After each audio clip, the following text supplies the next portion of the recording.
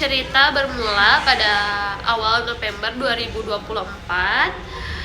Sebuah rombongan jemaah gereja, yaitu seorang pelajar dari luar kota Bekasi, datang ke kawasan Cidahu, Kabupaten Sukabumi. Mereka menyewa sebuah villa pribadi atau rumah singgah dengan tujuan mengadakan retret atau sebuah kegiatan pembinaan rohani yang biasanya diisi dengan doa, nyanyian, diskusi keagamaan, dan dalam suasana yang tenang. Namun, suasana tenang tersebut pecah ketika sejumlah warga setempat mendatangi lokasi. Warga merasa keberatan karena aktivitas tersebut dianggap tidak memiliki izin dan mulai menimbulkan keramaian yang tidak biasa di lingkungan mereka.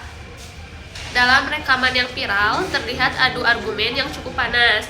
Warga meminta kegiatan dihentikan saat itu juga.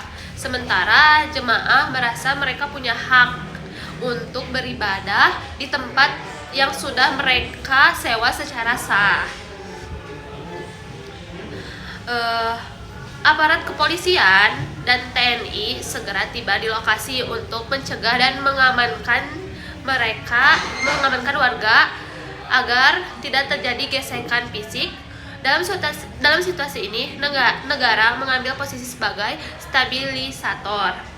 Kegiatan retret dihentikan untuk menjaga kondusivitas wilayah dan jemaah diminta meninggalkan lokasi untuk menghindari konflik yang lebih besar dan massa yang mulai berkumpul. Peristiwa retret ini bukan sekedar masalah izin RT ataupun RW, melainkan manifestasi dari benturan dua pemikiran besar dalam hak asasi manusia. Menggunakan kacamata universalisme, jemaah di Cidahu adalah pihak yang hak dasarnya dilanggar. Logikanya, hak untuk beribadah bersifat melekat sejak lahir dan berlaku di mana saja, sesuai dengan pasal 28 DUHAM.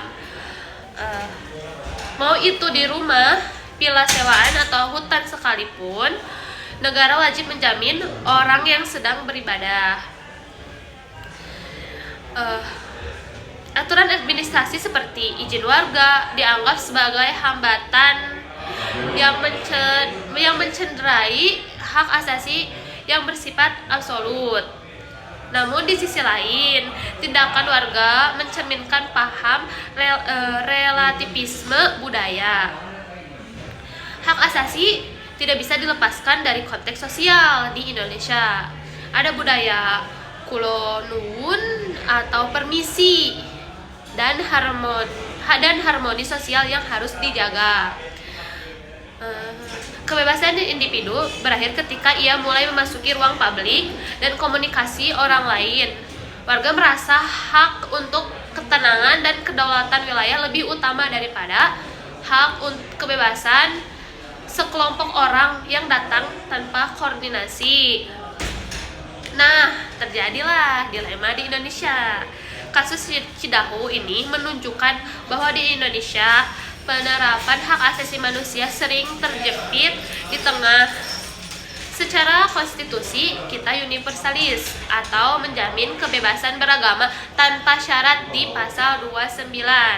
Secara sosiologis, kita relativis atau bergantung pada persetujuan kolektif masyarakat lokal dan peraturan menteri.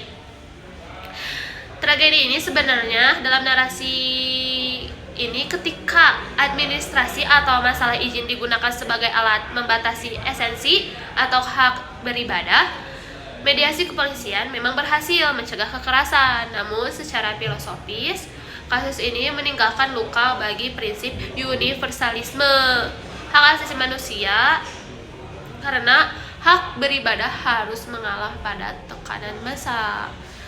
Dan kasus ini juga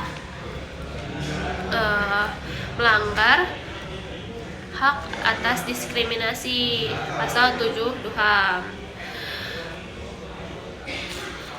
Koordinasi terkini pada Juli 2025, proses hukum terhadap para pelaku kasus berjalan di Polres Sukabumi muncul usulan mengenai restoratif justice.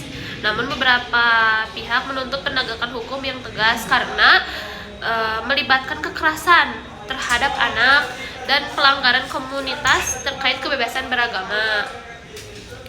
Jadi di dalam kasus ini terdapat 8 pelaku yang menjadi pengusul atau menjadi peropok dalam kasus ini, dan mereka dijerat 5 bulan penjara. Menteri HAM juga dan Komnas HAM menyatakan bahwa insiden ini merupakan pelanggaran hak asasi manusia.